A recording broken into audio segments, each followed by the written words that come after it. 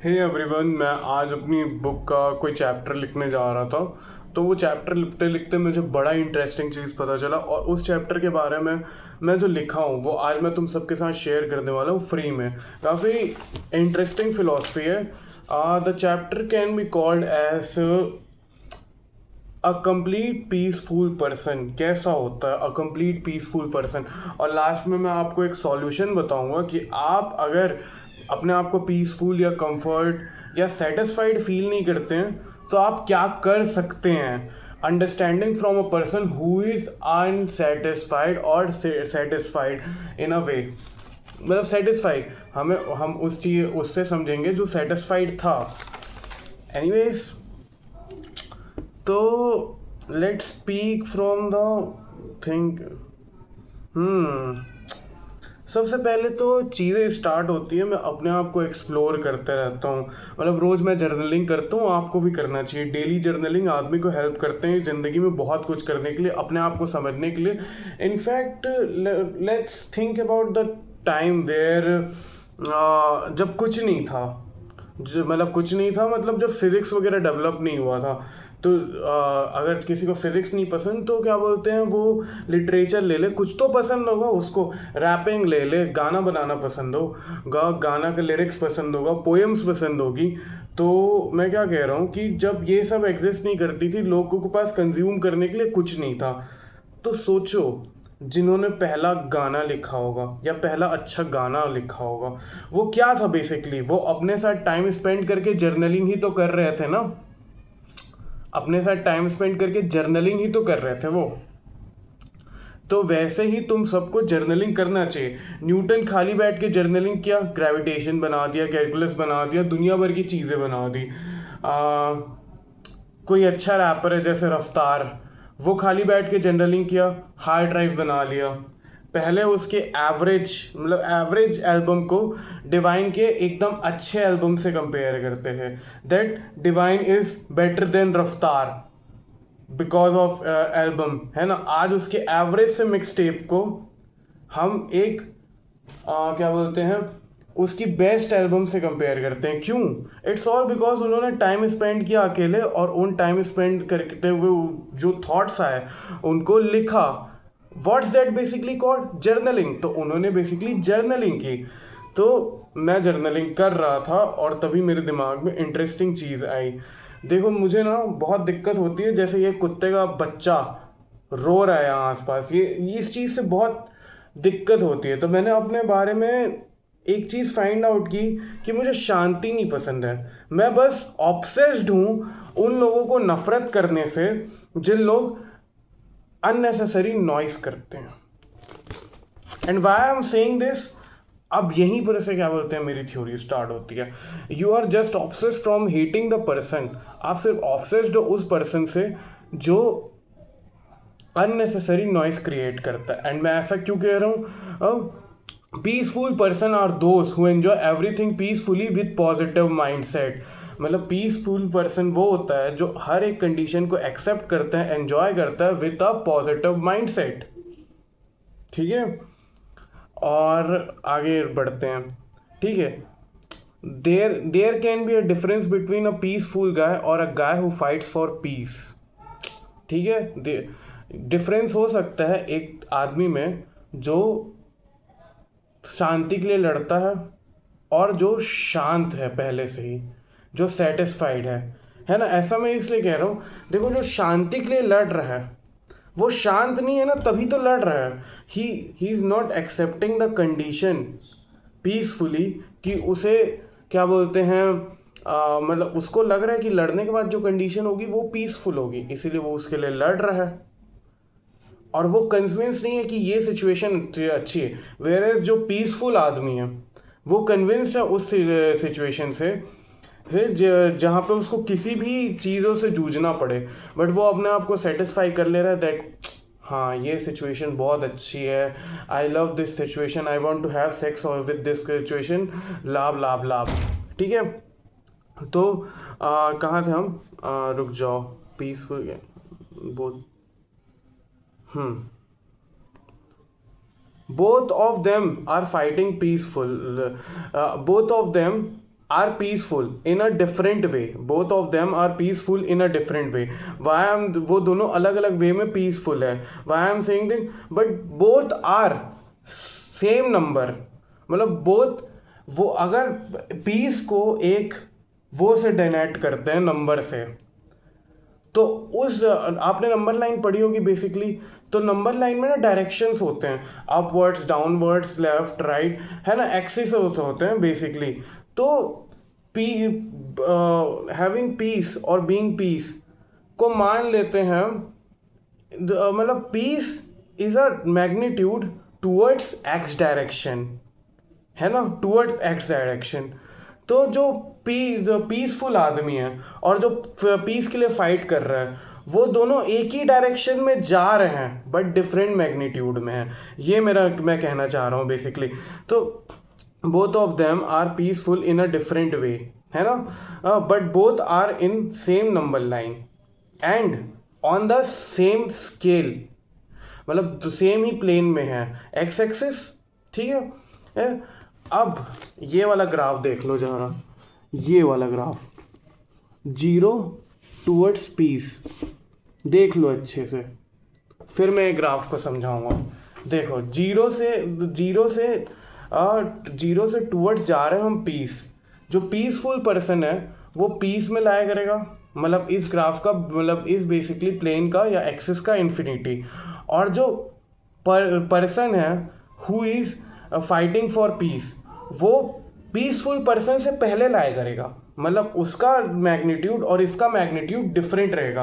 अगर आप बचपन में मैथ्स पढ़ते थे तो आपको अच्छे से समझ आएगा. बाकी मैं आपको, अगर समझ नहीं आया तो ये टाइम स्पेन को बेसिक, जहाँ पे भी समझ नहीं आए वो टाइम स्पेन को कमेंट कर देना, मैं वहाँ पे उसका रिप्लाई शॉर्ट्स में दे दूँगा. ठीक है.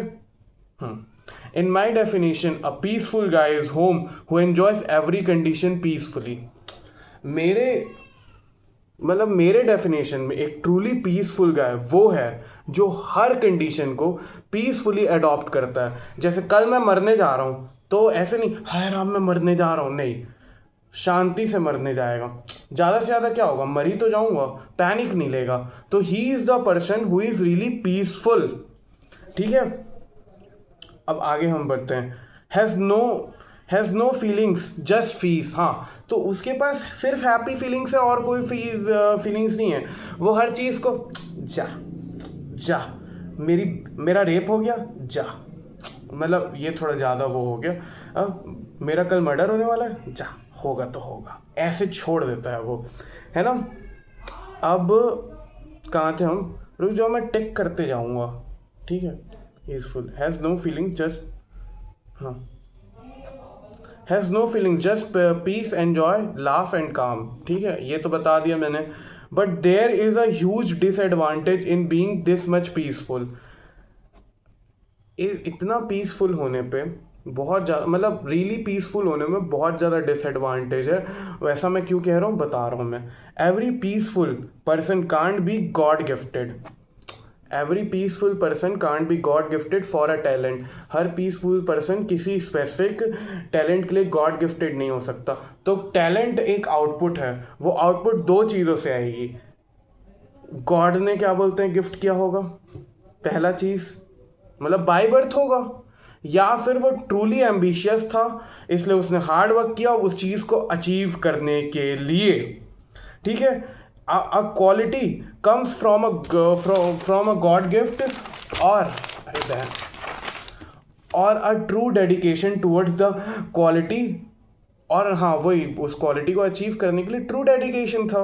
जैसे कई लोग अमीर पैदा होते हैं और कई लोग अमीर बनने के लिए मेहनत करते हैं. ठीक है. But fully peaceful person can't be, हाँ, but a fully peaceful person can't choose discomfort. ऐसा मैं इसलिए कह रहा हूँ, अब समझ लो एक पीसफुल पर्सन है जिसको मैं बोलूँ कि इस तू गरीब है, तू मेहनत कर, अमीर हो जाएगा, तो वो अपने आप को पहली बात तो गरीब मानता ही नहीं, तो वो मेहनत क्यों करना चाहेगा. वो उसके लिए डिस्कम्फर्ट हुआ. वो हर कंडीशन को पीसफुली एक्सेप्ट कर रहे हैं ना. उसके में कोई एम्बिशन नहीं है कि ये इस चीज़ को मैं अच्छा मान लूँ, उस चीज़ को अच्छा मान लूँ. ठीक है. He is happy on every condition. हाँ, वो खुश है इस कंडीशन से. In fact he likes the condition. He will be happy in being loser rather than working hard. हाँ, लूजर ले लो. अगर कोई बास्केटबॉल में गंदा है ना, तो बेसिकली उस गेम के लिए वो लूजर है, तो वो अच्छा बनने के लिए मेहनत नहीं करेगा, वो लूजर बनना ही एंजॉय कर रहा है. ठीक है. और ऐसा मैं बाद में समझाऊंगा, तुम्हें अपने आप समझ आ जाएगा, दिमाग खोल के सुनो बस. ठीक है. We can say a peaceful person is a person who is just obsessed in finding a way that how the situation where he is in is the best situation. हाँ, अब जो पीसफुल पर्सन होता है ना, वो सच में complete नहीं होता. वो इस चीज़ में सक्सेसफुल होता है, अपने आप को कन्विंस करने में कि जिस कंडीशन में वो है, वो कैसे बेस्ट कंडीशन है, वो कंडीशन बहुत ज़्यादा अच्छी है, इसके अलावा कुछ चीज़ नहीं है. ठीक है. हाँ, I can say a peaceful person is a best person who is good at coping things. हाँ, वो बस कोप कर सकता है कि मैं तो अच्छे कंडीशन में हूँ, है ना. टू नॉट डू एनीथिंग, कुछ ना करने के लिए कोप कर सकता है, मतलब अपने कंडीशन को बेटर बनाने के लिए कोप कर सकता है कि वो कंडीशन बेटर नहीं है, मैं जिसमें हूँ वो बेटर है. ठीक है. अब कहाँ आ गए. He makes himself satisfied with the condition that he doesn't need anything, he is satisfied. समझाने की जरूरत नहीं है, दोबारा बोल देता हूँ. ही makes himself satisfied with the condition that he doesn't need anything, he is satisfied, he is complete. उसको किसी चीज़ के लिए काम करने की ज़रूरत नहीं है, वो इसी कंडीशन में कंप्लीट है. अब ये वाली मतलब ग्राफ देख लो, आप अच्छे से देख लो, फिर मैं आगे बताऊंगा. इसमें बेसिकली हम कह रहे हैं अनसेटिस्फैक्शन और having a greed for something which you don't have causes desperation for the thing you want, causes dedication and ambition for the thing you want. तो उसके फिर आप हार्ड वर्क करते हो क्योंकि आपको लगता है अभी जिस कंडीशन में हो वो कंडीशन इनकम्प्लीट है, बाद में आपको कोई ऐसी कंडीशन मिलेगी जिसमें आप कंप्लीट फील करोगे, तो उसमें आप अपने आप को एम्बिशियस करते हो काम करने के लिए, उस कंडीशन तक पहुंचने के लिए. ठीक है. If you really want something, that only means you are not.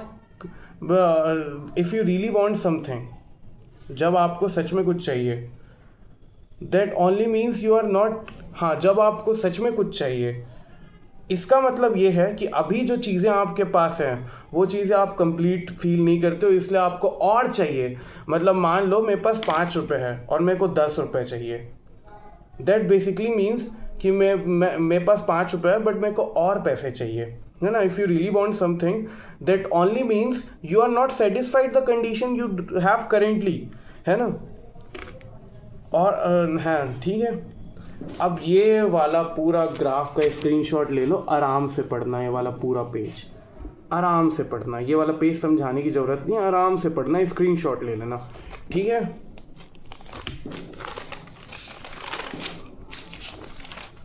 13 minute हो गए.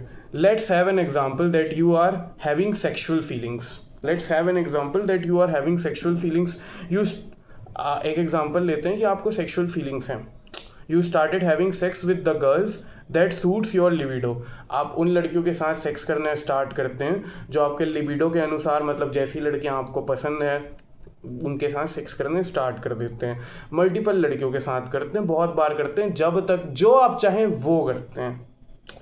You have sex till you have that complete orgasm for multiple times. बहुत बार orgasm आ जाता है, multiple times थक जाते हो, वो चीज़ से बोर हो जाते हो, है ना. Will you have sex again or start prefer sleeping? जब आप बोर हो चुके हो सेक्स कर करके, will you start prefer sleeping or you have sex? उस टाइम सेक्स तो आपके लिए टॉर्चर होगा, उस टाइम आप स्लीप चेस करोगे, उस टाइम आप सेक्स करने से कंप्लीट नहीं होगे. That's what basically I mean, है ना.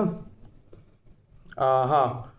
अब at this particular condition after getting satisfied,